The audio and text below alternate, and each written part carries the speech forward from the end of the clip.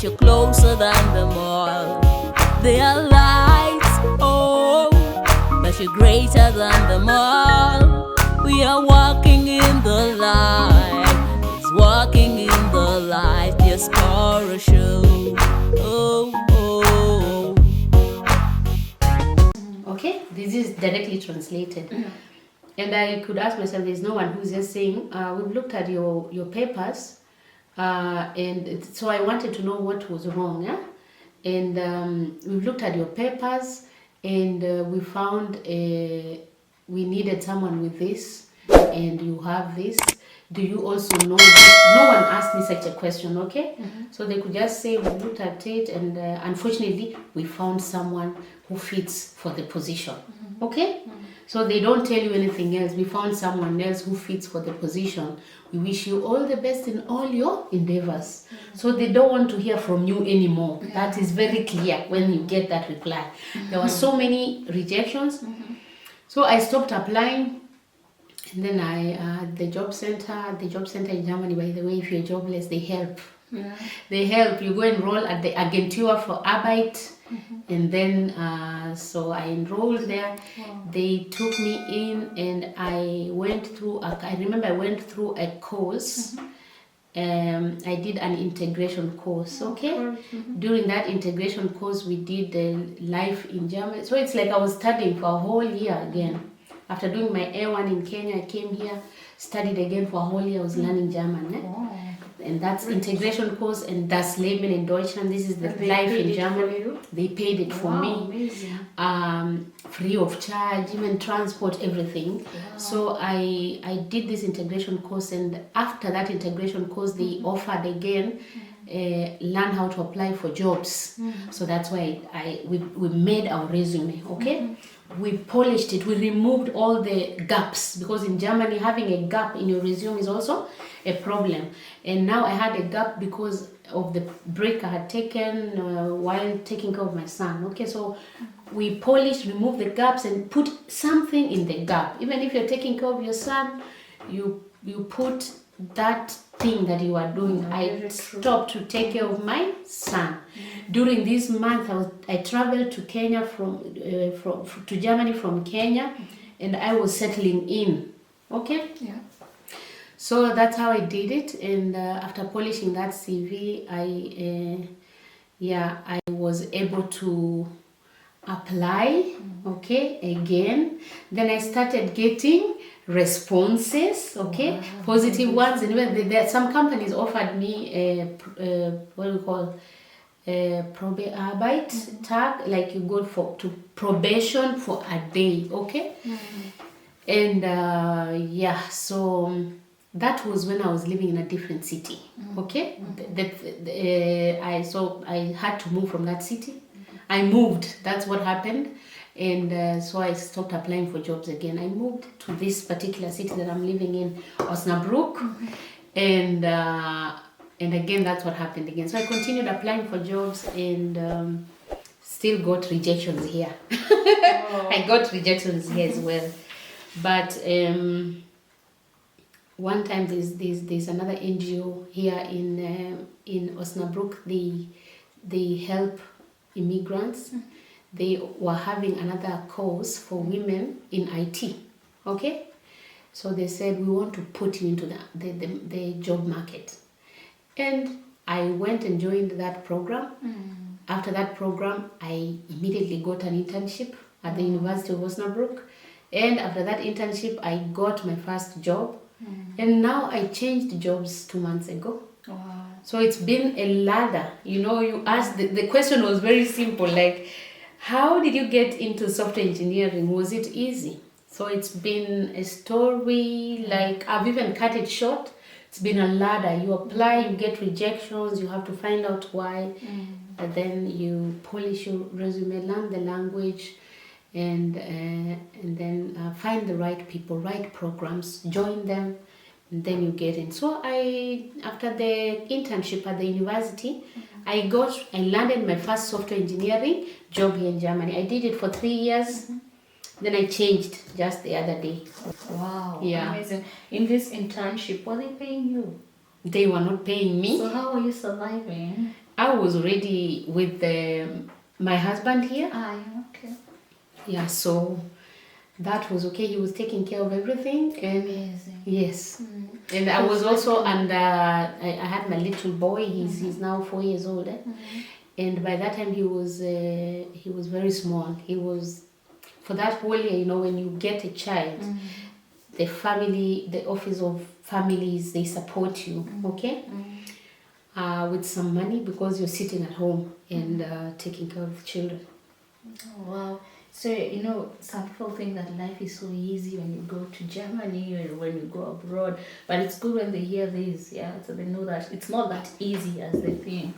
Yeah, it's hard work. It comes also with a little bit of rejection. It's a lot of work, and there's a lot of rejection. It never ends, by the way, because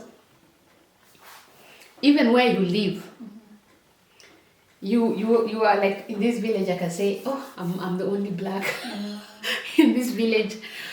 So you clearly see that people are grouping themselves, like they group themselves. You will never belong. Never. There's no way.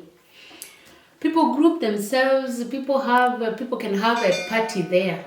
Okay, they call that neighbor, that they're having a party, but you are not invited.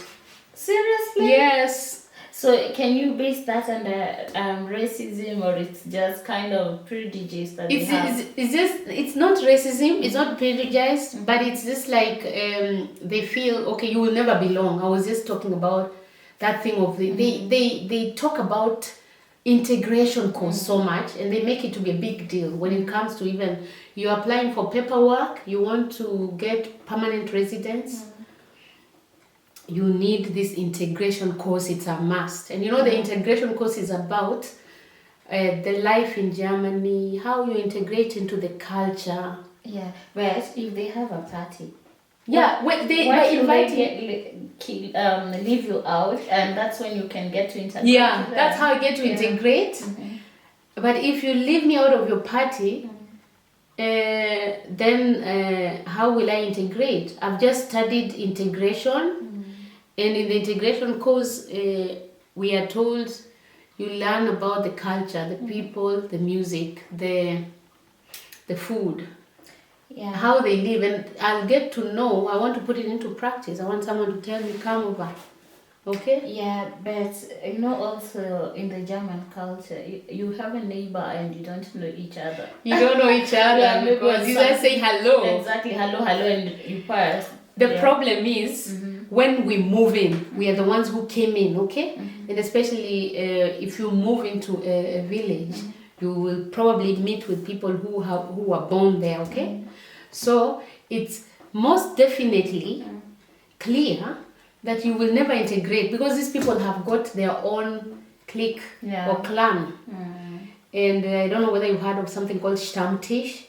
Yeah, I've heard something that... Stammtisch is like chama now. Yeah, I've heard that. It's like an outsider coming from somewhere and wanting to enter your chama.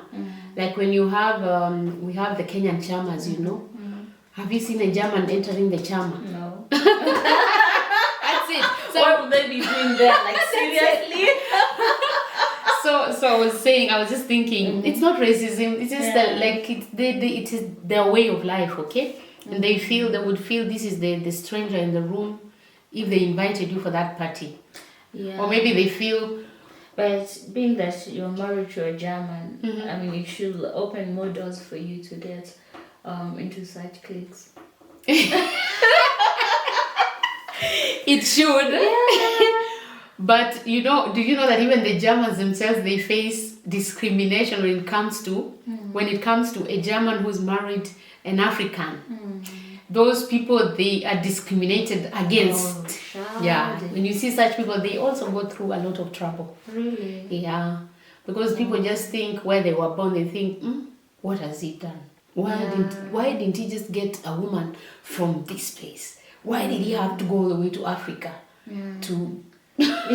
Just like when you tell someone, you know, maybe I'll get married to a black man, and that person will be like, you come all the way from Africa to come back and get married. I really wonder And I'm about such like, things. No, it's, it doesn't make any yeah, it sense. doesn't It's make just sense. you know, marriage is not about I want to marry a white, I want to marry a black. It's about how you feel being with this person, okay? True. Or how he treats you, how you treat him, how you feel towards him. That is it. Yeah. Yeah, Oh, that's it's love. about being happy And falling in love. and having your peace of mind. And love.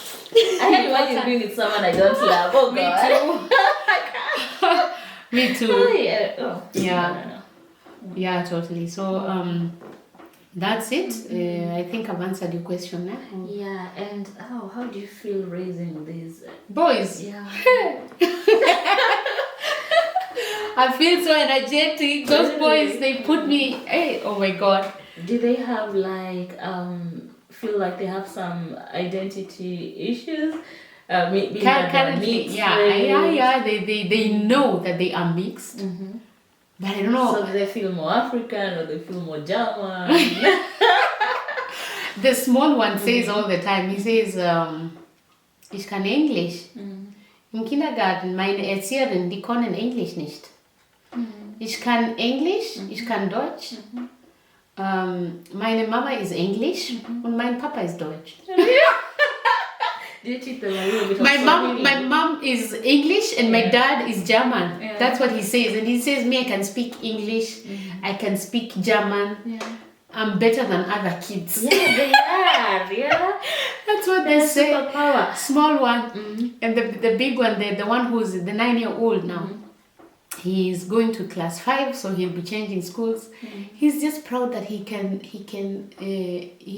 brought a very nice we call them note, you know, Yeah. Norton, and one of those was English, and he got a 1 in English, and he was just proud about it. Mama, English is so simple. English is so easy. I like it. English is so easy, Mom. Yeah, so like English is easy, by the way. It is. Yeah, you can't compare English to German. no, you can't. German But is you just see, something else. They have a for lot him, of for the other articles. kids, it's a hard nut to crack the language. Okay. Yeah. So for him, it's easy because I've been speaking to him ever since.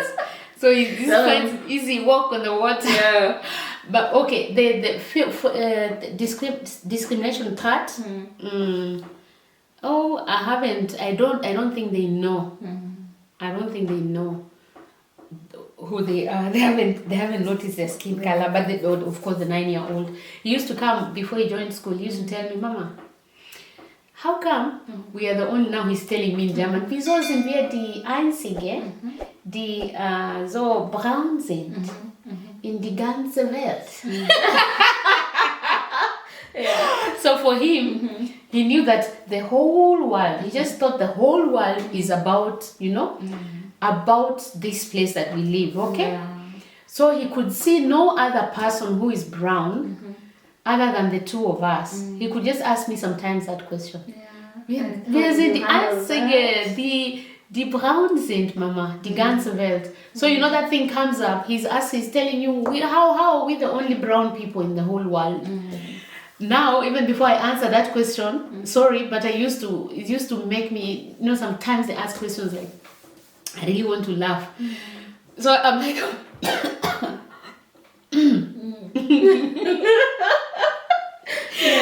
before I get to answer that question, it's difficult, and I just tell him it's not the whole world. It is okay, because where I come from, there are so many people with this skin color, and I'm really proud of my skin. I could just tell him. And I even told him, I'm really proud. I even want to have your color because it's better than mine. So I kept on encouraging him, and right now even they just say they feel good. Yeah.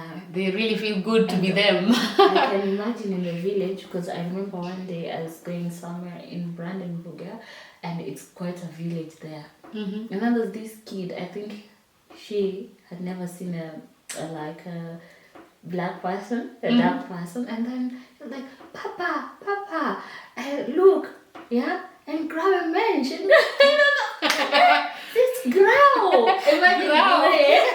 Yeah, this is very difficult especially when it comes to a child who's just talking openly, because kids just say what they think. That's a good thing. So like many times I've gone to the kindergarten and the child just wants to touch my hair. Wieso hast du solche Haare? Wieso bist du dunkel? And they're touching you, so you're thinking, how do I answer that? And so I really love such questions. Just say, ich komme aus Afrika. Und aus Afrika kommen ganz viele. I come from Africa, and from Africa there's so many people with my skin color, and it's because we have lots of melanin there on our skin. Great. Yeah. So that is all the culture. And how did you get to feel at home in Germany? How I felt home, it was hard for me. By the way, I struggled for 3 years fighting with the feeling of going back home, okay? Because I was really down coming here and then finding that I don't have any help. Like when you're home, you have help, especially when my son was born, I had help from all over. My cousin could come today, they just want to hold the baby. My mom could come and just stay for 2 weeks, and so my sister could just show up. People showing up, I really miss it. I miss it. That's a thing I miss up to now. Show up at my door and ring the bell for me and just say, came to take tea with you. Talks yourself into my life, okay? So I missed that a lot. And it was really hard. And me, I'm a people's person. Walk with my head up, fear is a thing of the past. Cause we walking in the light.